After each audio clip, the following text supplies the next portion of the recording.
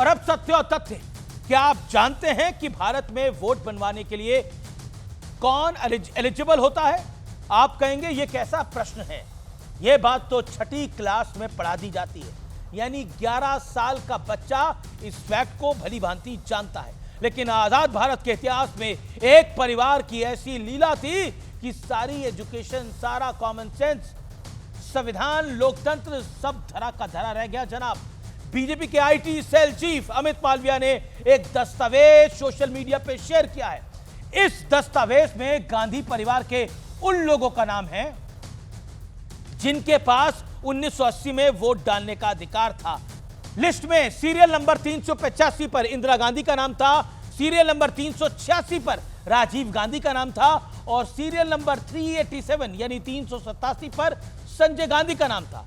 Serial number 388 यानी 388 पर सोनिया गांधी का नाम था, जबकि सीरियल नंबर 389 पर मेनका गांधी का नाम था। चौंकाने वाली बात, हैरान करने वाली बात यह है कि 1980 तक सोनिया गांधी भारत की नागरिक नहीं थी, अर्थात इंडियन सिटीजन नहीं थी।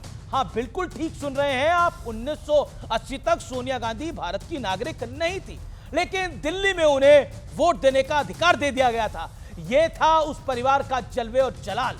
नागरिकता से पहले ही विदेशी बहू देश की वोटर बन गई थी। अमित मालविया ने जो दस्तावेज सोशल मीडिया पर पोस्ट किए हैं, उनकी सत्यता की पुष्टि के लिए हमने चेक किया कि श्रीमती सोनिया गांधी को भारत की नागरिकता कब मिली। पता चला वो 1983 में इंडियन सिटीजन बनी। इसी के साथ इस कहानी में एक और बड़ा ट्विस्ट आ जाता है।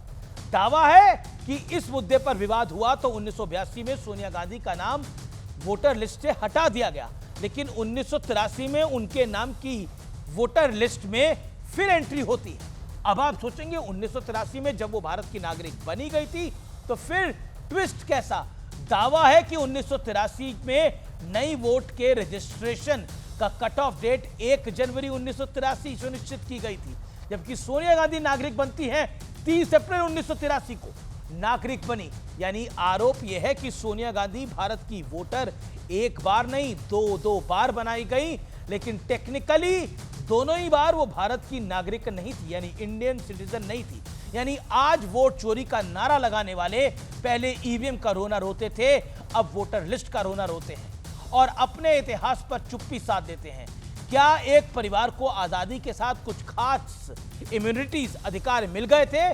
क्या कांग्रेस के पास वोटरों के शुद्धिकरण पर सवाल उठाने का मॉरल हाई ग्राउंड आज मौजूद है? वो चुनाव आयोग की नहीं मानते, सुप्रीम कोर्ट की नहीं मानते, सरकार को तो मानते ही नहीं है, पब्लिक को भी कुछ मानते ही नहीं है, यानी किसी को नहीं मानते और अपनी छिपी बातें किसी को बताते नहीं हैं। लेकिन सच तो पाताल से निकल आता है, आज भी निकल आया और देश को जवाब का इंतजार है।